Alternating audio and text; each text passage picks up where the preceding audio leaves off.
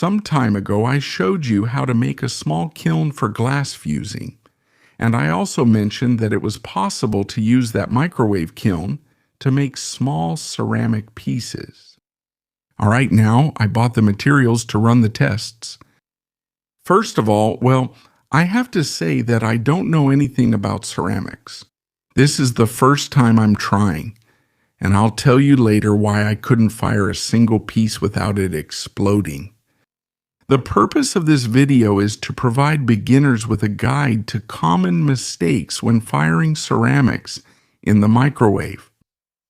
Where I bought the clay mix to try, they also had a large number of bisque-fired pieces already prepared. The piece is bisqued when it has already been fired once and is no longer fragile, like dry clay, which, it actually is. So it becomes hard, and it sounds different. It sounds kind of like glass. Not exactly like glass, but it has a different feel. A nicer sound than the dull sound of a piece that hasn't been bisqued. The clay I bought is called red clay. It's ready to use. It's like modeling clay. You can see it here. You can shape it pretty easily. This red clay has a firing temperature of around 1,000 degrees, which is the temperature our homemade kiln reaches. Since I'm not very skilled with these things, the only thing I could think of was to make some round tiles like this, and to put a stamp made with a 3D printer on it so that something would be imprinted.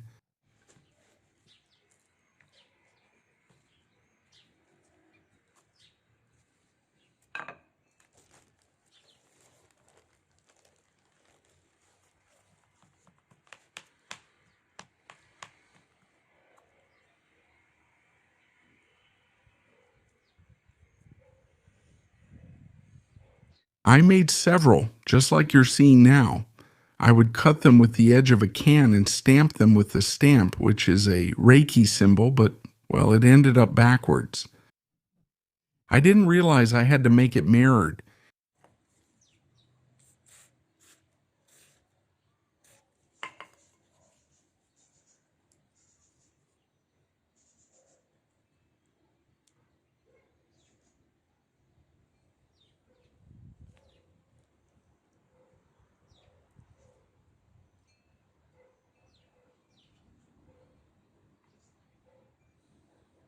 You can put a little WD-40 on it so it doesn't stick. And once they were ready, I made a little hole in them using a small tube so I could hang them up.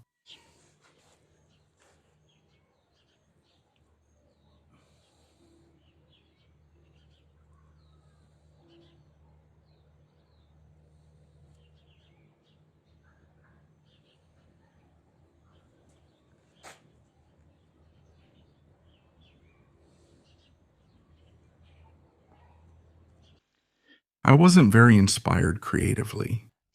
But It was just for testing. That, just as it is, needs to be left for a day to dry and harden. In a cool, well-ventilated place. Don't put it in direct sunlight because it could crack. The next day, it's no longer soft, just like you see now, and it takes on a state called leather hard. It's ideal for polishing and improving the piece. You can smooth the edges, for example, with a damp sponge like you see right now. But the pieces are extremely fragile. Look, I broke one just by trying to adjust it a little.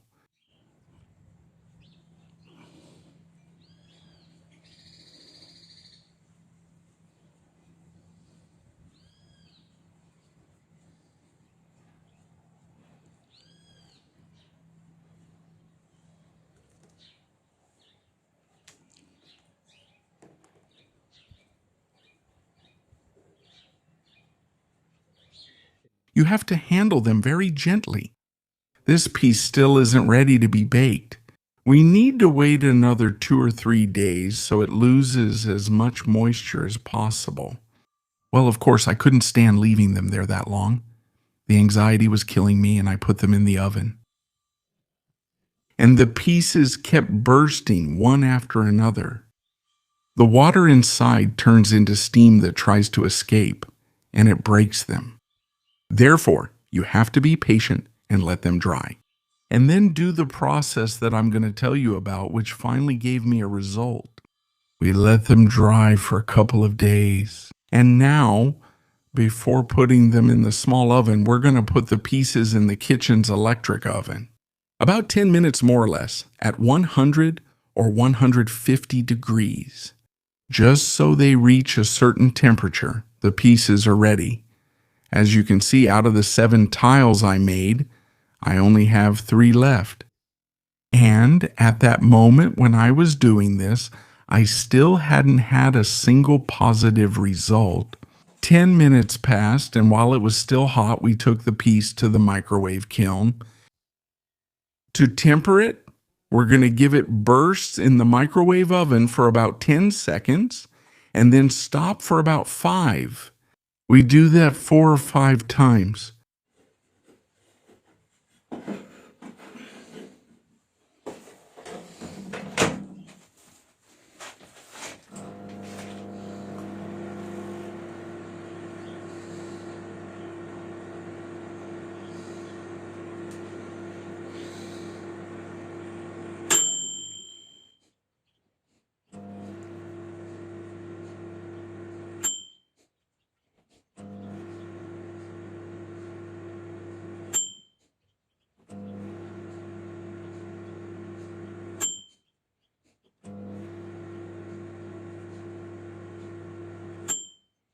After that, we give it a slightly longer burst of 30-second stop, and then now we really go for it for 8 minutes.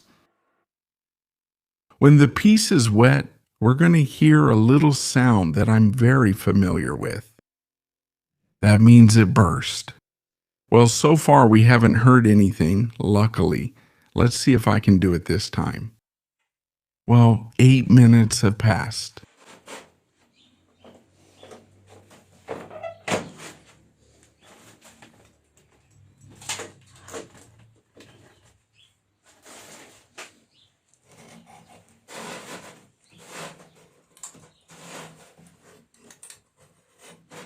And yes, the first one cooked without bursting.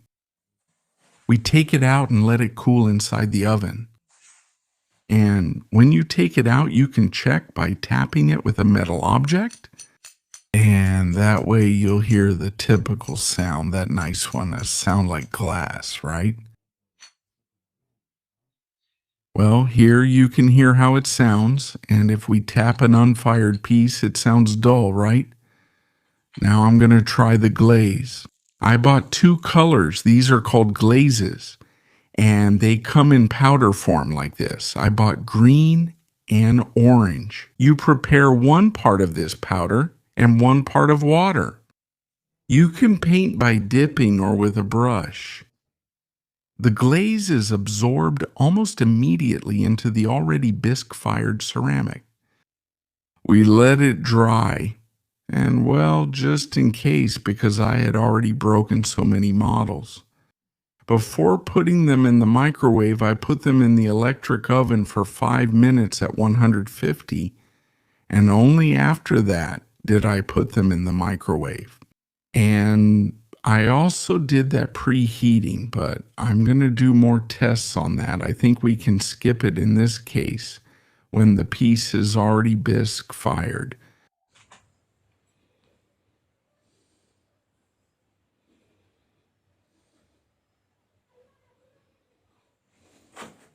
I made this one myself. My wife painted this one. She's more artistic than I am. Honestly, it turned out really nice.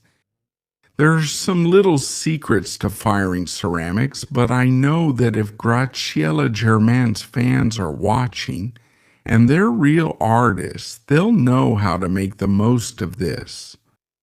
I'll link Graciela's channel below. She's very talented at arts and crafts. I hope you enjoyed the video.